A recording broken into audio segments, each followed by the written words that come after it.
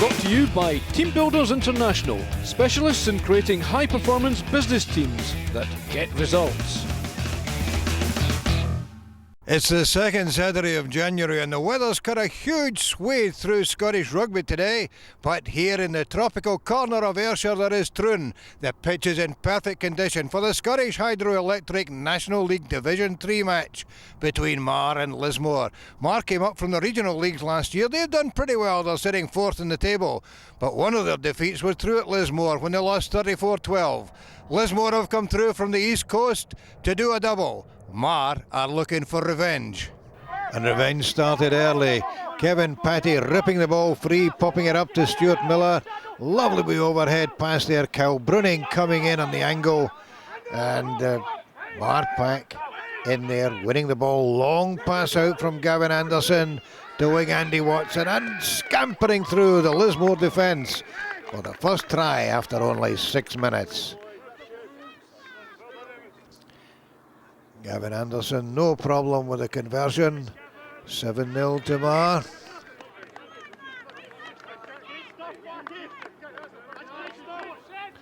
Five minutes later, Lismore lock, Colin Duncan trying to get some momentum going for the visitors. Ball whipped out by Stuart Armstrong to Dougie Tyne.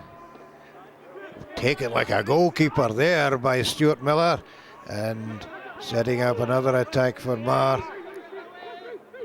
Robbie Lucky scampering away down the wing, looking for support inside, and yes, that was a try that all the Marr supporters and his teammates had been looking for. One for Kyle Bruning on his final home appearance for Marr before heading back to New Zealand. He'll have enjoyed that one. His teammates certainly did. Anderson again, slotting the conversion with no problem at all. 14-0 after only 11 minutes. Marr looking good to get revenge for that defeat through in Edinburgh. And Lismore in one of their few forays into the Marr 22. Number 8 Kenny Irons there, popping the ball up to Chris Gilmer. But terrific defence by Marr, giving absolutely nothing away. Quick tap penalty by Kenny Irons. Up to hooker Dan Smith. Is this going to be the chance for Lismore to get points on the board? No, Marr defence too strong. Ball on the ground and hacked downfield. And when fullback Alan Duncan's drop kick went really nowhere except into the hands of Andy Watson, well, the winger was off again. Shooting down the wing, chip ahead, and finally cleared by Lismore winger Alan Doak.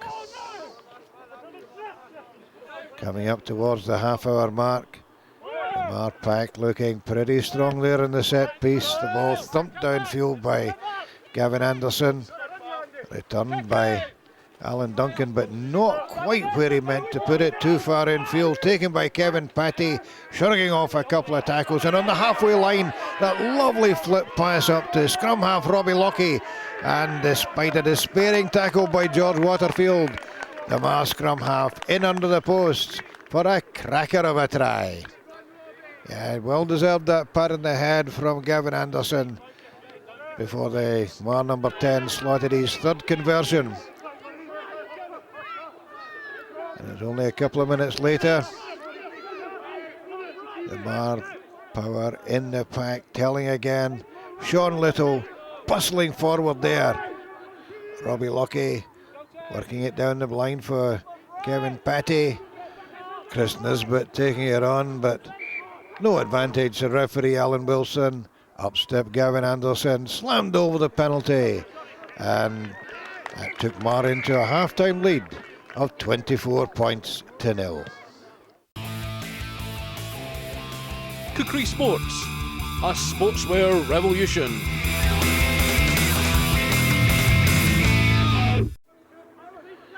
Into the second half, and Lismore looking to do something to get on the board. Nice wee tap back there by Gordon Rogers. Into midfield, Archie Miller making a break, well hauled down there by Kyle Bruning. Lismore looking for a wee bit of momentum. Bit of juggling there by hooker Dan Smith. Taken on by skipper James Nichol. Now keep an eye on referee Alan Wilson. Bang! Well, I hope Barry Kitt's not looking for any favours from the referee for the rest of this game, I'll tell you.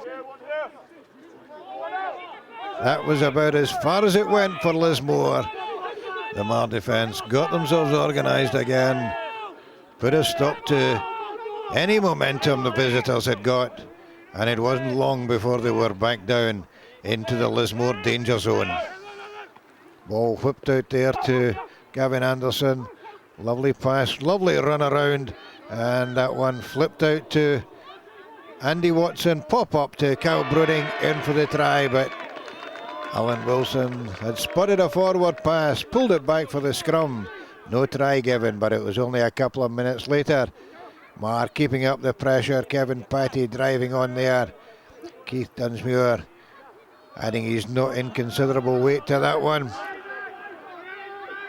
And when the ball was finally whipped out to the Marr back, skipper Sean Little looking for a gap, finding it, then looking for support. And oh boy, did he get that support from hooker Stuart Miller. That was a smashing try. And I'll tell you, the front row union will be delighted with that one. Great support running by the Marr number 2. No problem with the conversion for Anderson. And that was the bonus point try for Marr. They'll be delighted about that as well. Lismore still desperate to get on the board.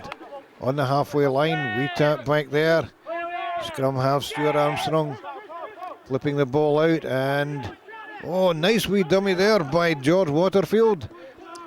Staying on his feet, giving his forwards a target, but well, it was the Marr forwards who hit the bullseye because they got the turnover and stopped another Lismore attack in its tracks.